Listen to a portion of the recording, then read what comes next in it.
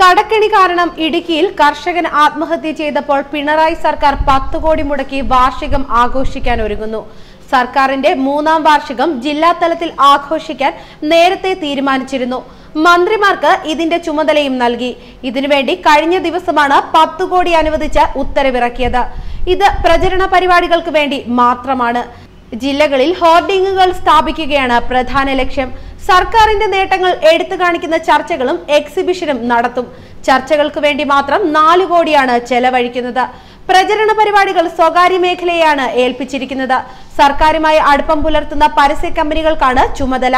6 കോടി രൂപയാണ് കൂറ്റൻ ഹോർഡിംഗുകൾക്ക് മുടക്കുന്നത്. ഇടുക്കി തോപ്രാംകുടിയിൽ സഹദേവൻ എന്ന കർഷകനാണ് കടക്കെണി കാരണം ആത്മഹത്യ ചെയ്തത്. 12 ലക്ഷം രൂപയായിരുന്നു കടം. കാർഷിക കടമായി ബാങ്കിൽ നിന്നും എടുത്തതാണ് 12 ലക്ഷം രൂപ. പ്രളയവും മറ്റും കാരണം തുക തിരിച്ചടയ്ക്കാനാവാതെ വന്നപ്പോഴാണ് ആത്മഹത്യ ചെയ്തത്. ഇടുക്കിയിൽ ഇതിനു മുമ്പും ഒരു കർഷകൻ ആത്മഹത്യ ചെയ്തിരുന്നു. പ്രളയാനന്തര കേരളം കെട്ടിപ്പടുക്കാൻ പണമില്ലെന്നാണ് സർക്കാർ വിലപിക്കുന്നത്.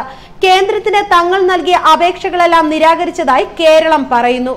സർക്കാർ മുണ്ടുമുറുക്കി ഉടുക്കണമെന്നാണ് ധനമന്ത്രി പറയുന്നത്. പണമില്ലാത്തതിനാൽ സർക്കാർ ജീവനക്കാരുടെ DA പോലും നൽകിയിട്ടില്ല. ഇത്തരത്തിൽ സാമ്പത്തിക പരാധീനതകൾ തുടരുന്നതിനിടയിലാണ് 10 കോടി പ്രചരണത്തിനായി സർക്കാർ നീക്കിവെച്ചത്. 3 വർഷം കൊണ്ട് എടുത്തു പറയത്തക്ക നേട്ടങ്ങളൊന്നും കരസ്ഥമാക്കാത്ത സർക്കാരിന്റെ ഏറ്റവും വലിയ മുദ്രാവാക്യം നവോത്ഥാനം എന്നതാണ്.